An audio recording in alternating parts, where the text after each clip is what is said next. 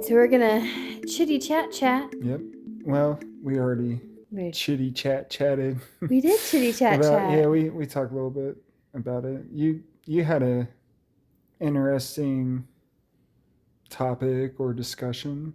Yeah. So as did you, and they kind of paired together a little bit. So just to give some reference as to where we are in the times. It is January 21st, 2025. The inauguration of Donald Trump was yesterday, as was Martin Luther King Day. Yeah. And the Bucks national championship. The Buckeyes, yeah. Yeah. It was a big day yesterday in American history. I listened to some podcasts that they talk a lot about, what's going on spiritually now and in the coming years, what's going to happen. And one thing that is a common conversation is how quickly everything has been moving from a technological standpoint and how that affects the speed with which other things are changing in our lives as well. Automation, how we are learning, all of these different things have increased dramatically. That said, we are still, animals. Yeah. Right? And our evolution hasn't gone as quickly. No, and our mind's ability to adapt to all the information and everything. Mm-hmm. That could take centuries probably. Yeah. If it even can. Yeah, so it's interesting, and one thing that is brought up a lot too is the foundational structures that we've had in our societies, in our world, globally and nationally, and on a city level too, and familial level. We've had some of these foundations for a long time, and they're just starting to crumble. How we work is starting to crumble, as far as this traditional 8 to 5 in the office, that started to crumble. What we want from work is different. Our healthcare systems are crumbling. Our religious systems are crumbling. Our governmental systems are crumbling, right? Yeah. All over the world. Crumbling, maybe dramatically changing from what we're used to or what we've had for a long time. That's definitely happening. Yeah, crumbling might be extreme. I guess it depends. Some people might say it's changing for the better. But I mean, really, yeah, it's all drastically changing. And there's a lot of fear surrounding that, a lot of uncertainty. And one thing that you mentioned was younger people not... Well, how did you say that? Well, I mean, we were talking one day about like teaching your kids things and like teaching them things about life, whether it be finances, responsibility, emotional stuff, and like being a good teacher, whatever. And then I was like, well, no one ever had those discussions with me growing up. Like, it was kind of like none of that stuff was really taught. And that's kind of what, when you ask what you want to talk about, and it's like, I think there's a lot of people, maybe might be more our generation, maybe a little bit, maybe people that are in their 30s now, but they struggle with resources or answers, or like, I have to figure this out on my own, and I don't know how to handle it. And it could be emotional stuff, it could be like financial stuff, it could be everyday life stuff, but a lot of times we're left to just figure it out. And then sometimes it's overwhelming, or we don't know how to figure it out. We don't know how to deal with the stress. We don't know how to deal with if you're a homeowner, you don't know how to deal with the issues that happen in a home. Or if you're like a parent, and stuff starts happening with you don't know how to. It's just like you're kind of left to just figure it out. So I was like, maybe something along those lines of, not so much finding answers, but how do you cope with being in situations that are stressful and scary that you don't really know how to solve. Yeah. But then that kind of applies to what you were talking about too, because with everything changing and growing, and what was the norm it's becoming where it's not going to be the norm. That's scary too. And I can't remember the phrasing. You said that we don't have any reference points. Yeah, we don't have any records or reference points to know how to deal with this. Right. So, Yeah.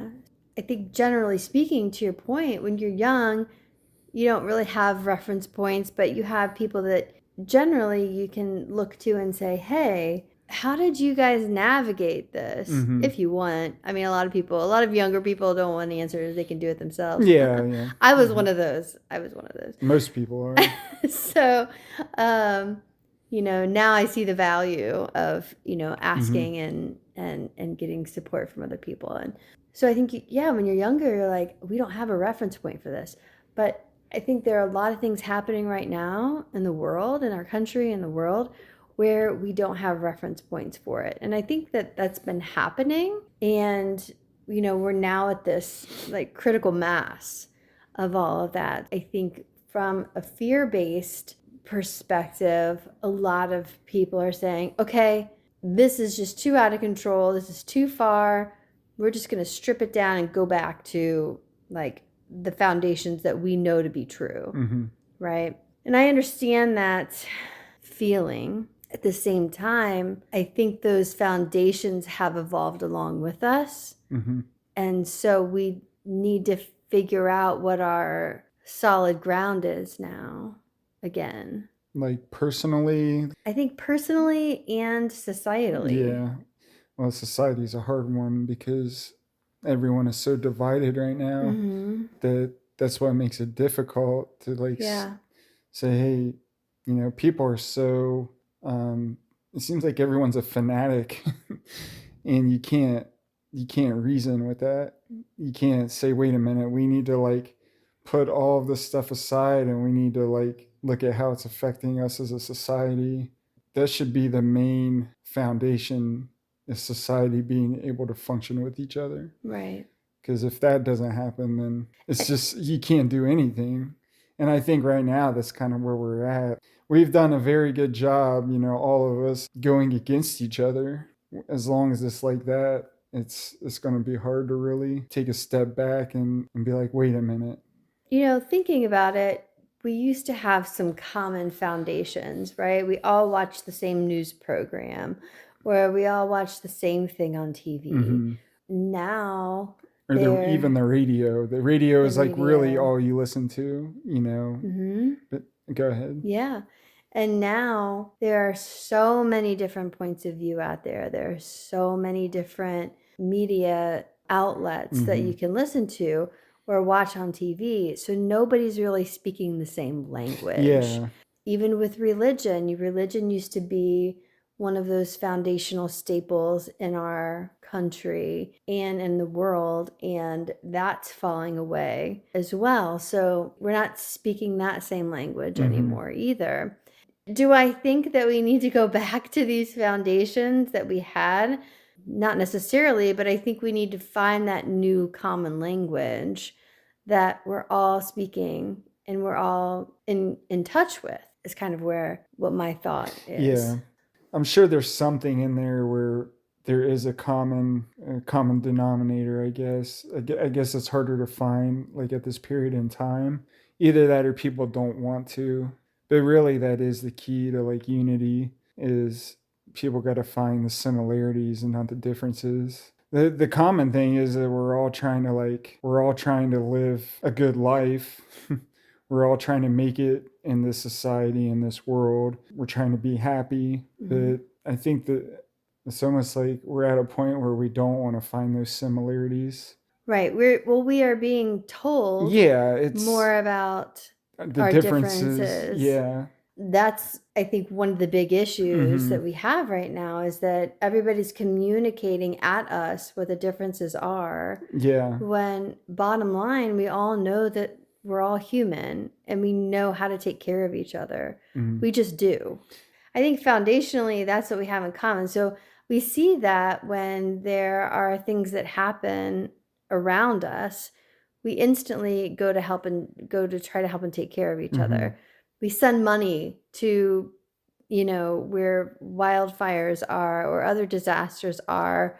I mean, as a community, we see people stepping up to take care of one another when things like that happen. And that's the one thing that's real and true about it, about our society. Well, I'm not going to get political. You said that about the wildfires, and it's kind of funny. We're seeing a clip on the Daily Show where I don't know if it was a representative or senator said, yeah, we'll send money to California, but they need to change some things first. Like that was his response. Yeah. That's the problem is it's all become political. Right. There's such an agenda anymore where a catastrophe happened, and rather than looking out for the next human being, it's like, well, if they start to like rewrite their laws, then we'll send them money. It's like that shouldn't even be, but that's the problem is that like people are too focused on the differences, and then on top of it we're being told that. So I guess I don't know what the discussion is all about today, but it's almost like in our own little bubble. I mean, I'm sure we all have coworkers or friends or people we like that don't think like we do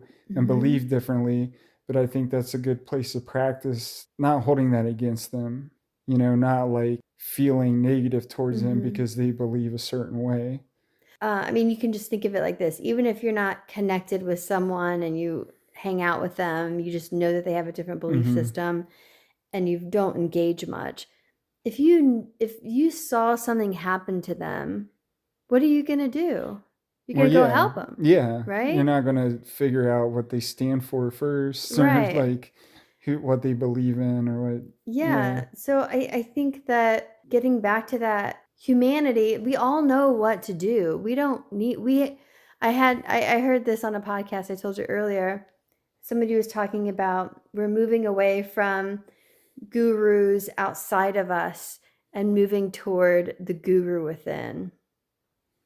And I definitely resonate with that because I teach this, I say this to my clients, I believe it, that we have the knowledge within us. That's the basing of coaching too, right? Is that we have the knowledge within us. We have the power within us. We are our own guru. That doesn't mean that we don't need other people and we need to be self-sufficient. That means from a spiritual perspective, we have the knowledge, we have the intuition, we have the passion, we have the ability to evolve, we have everything that we need to empower ourselves and take care of one another already within us. And when we outsource our knowledge, our truth, our compassion, our intelligence, when we give that away to somebody else to tell us what our differences are, because that's what they're going to do, instead of saying we're all the same, we all generally want the same, we just have a different way of trying to get there. Yeah. When we outsource, everything that we know to be true and give it away to someone else, that's never going to work. We were talking about, and you mentioned it before, how like, churches it seems like they're not as big of a thing anymore or stuff like that. And then you mentioned that about the guru within or whatever. I feel like that's where the misconception with like church or organized religion comes in, because to me that's pretty much all fellowship. I mean, I think most people, that's what it ends up being, because they don't actually try to build upon what they're learning there, and apply it to their daily lives. And there's nothing wrong with the fellowship. I feel like you kind of need both. It's kind of like how it was in AA. But if that's all you're getting from there is that, then you're not really accessing the spirituality inside of you. You're just going and fellowshipping. And I feel like that's kind of what church has become more than anything. Maybe it's always been like that. I don't know. It's more fellowship than anything. Which, like you said, being around like-minded people is important. Yeah. And I think you mentioned that was an important piece of AA as well. Yeah. I mean, you really need both. Yeah. A lot of people, they didn't work the steps. They just go to meetings, and the fellowship got them sober, kept them sober, but that's not going to keep you sober for the rest of your life, because the fellowship, like, you're going to run into situations, or you're going to have to deal with yourself, and you're not going to have the tools to stay sober. Like, so it's a good start, and you get to know people and you get to learn things. But if you don't access the tools and work the steps and change who you are and build that foundation, then you're not going to be able to stay sober for a long time, or for the rest of your life, or whatever it is. It's just going back to that foundational shift. Mm-hmm. I mean, that was something that you were just mentioning, is that if you don't make that foundational shift, you're going to feel that restlessness. You're going to feel like you're just kind of out there blowing in the wind. And that's how we all feel when we don't have a foundation. Yeah, you're not going to be able to handle you're not going to be able to use yourself to handle situations. Right. And you'll be led wherever someone wants you to be led. Going back down to the basics of physical, emotional, spiritual, mental health is really important. Yeah, and I guess I'm thinking like, well, how do you do that? And it is. Fellowship's important. Being with like-minded people. I think you need both. If you're like being a recluse, say you're staying at home all the time and you're meditating and you're doing yoga and you're reading spiritual literature and you're growing, but then I think you need that other piece of like fellowship and other people in order to really use that. Right. You're not really being useful at that point. You're just doing it within a confined area. But it's also something to be said about teaching it and helping other people too, because when you have that experience, or how to get from point A to point B, when you help someone do the same, I feel like it helps you even more. It's like when you pass on that information, it helps you grow as a person. Yeah. Like just keeping it to yourself, well, one, it's not as rewarding, and something about the altruism, it cements it inside of you. It I don't know. I don't really know how to explain it, but you know what I'm saying? You really integrate it. Yeah. We've talked about a couple different things. So as far as like spiritual teaching and where do you find that, we all used to go to church and have that foundation. We're speaking the same language. And now everybody's kind of speaking a different language on lots of different things. So I think you can absolutely find that at church. I think you can absolutely find that in AA meetings. I think you can find it hiking up a mountain, swimming in the ocean, connecting spiritual with nature, spiritual retreat, meditation. I think there are lots of ways to get there. And I think that it evolves as well. When you've kind of hit a plateau and it's time to evolve in a different way, you might seek out another way to evolve, another group or another type of action to take that helps you evolve in like a in your way. Community, or yeah, you could, if you've never been active in your community, you could find something, and that could be a different path.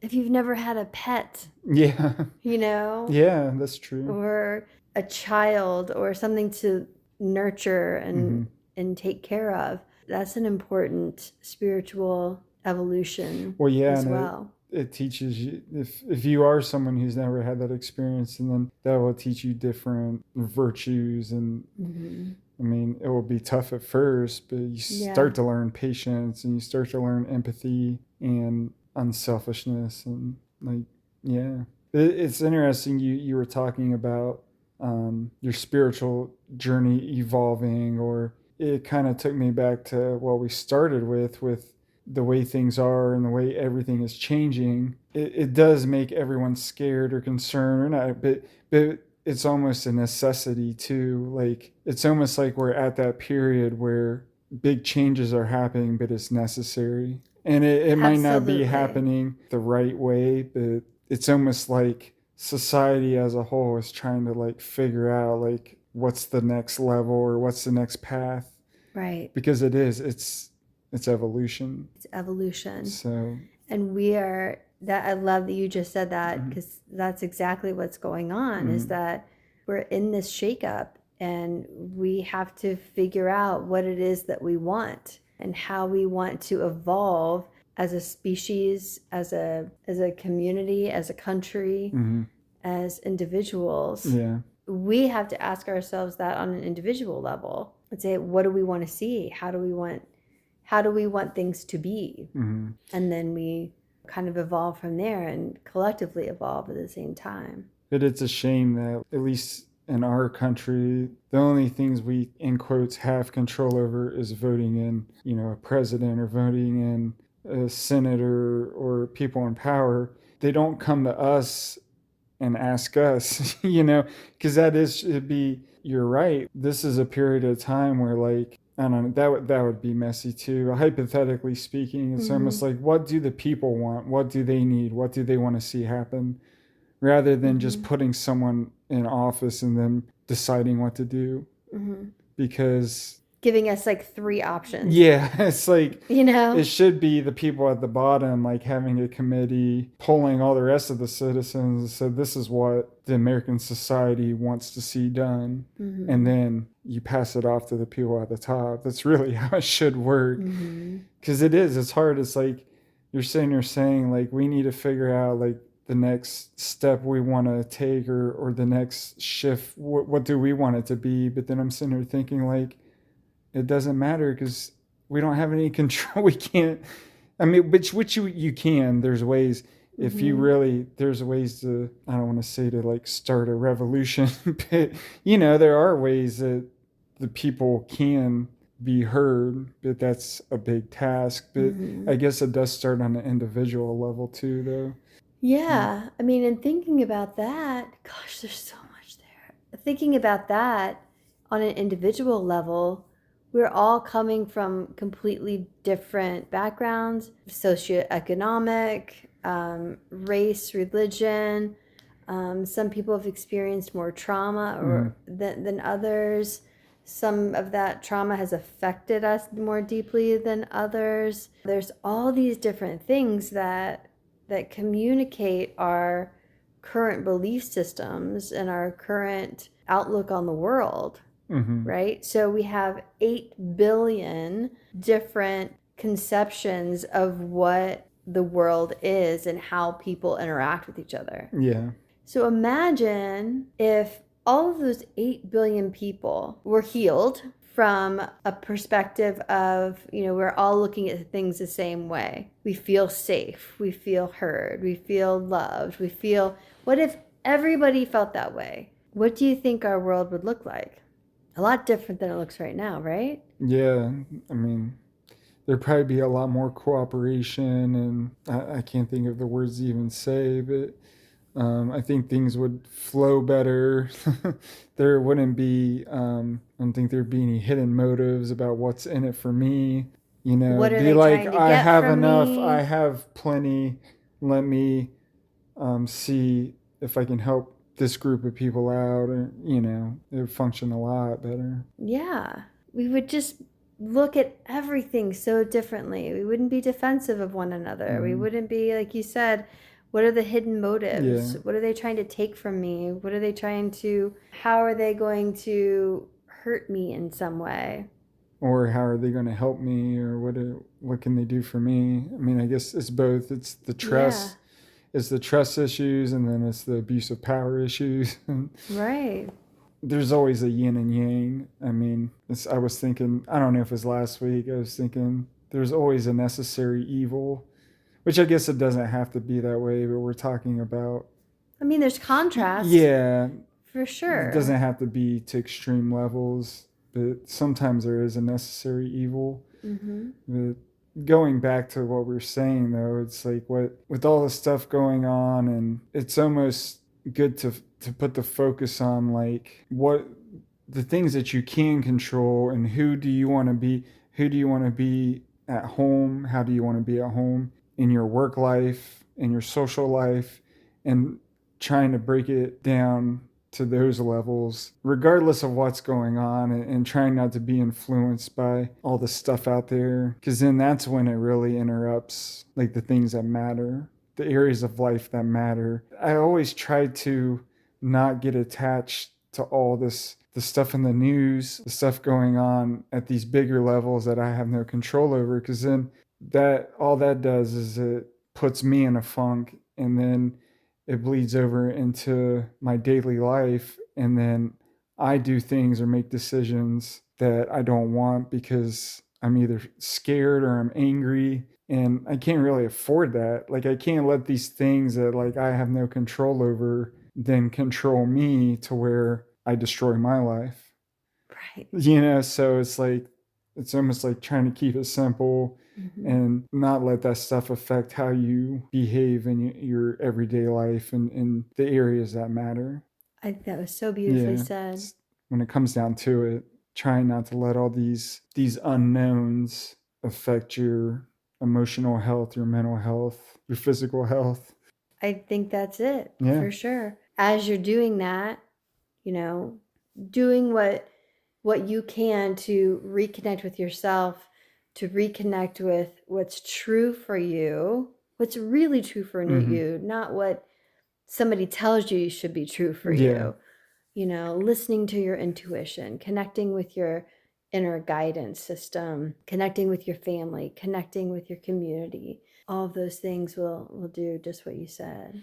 Well, and it can be hard, Yeah. going back to what you were saying with all the information, because I know I will come across something, and as soon as I either hear it or read it, I'm like, my emotions are instantly triggered. Yeah. And it's almost like not letting that define who you are, or not letting that make you believe a certain way. And maybe it is like, maybe it is something that resonates with you, but it's almost like not letting it control you right off the bat.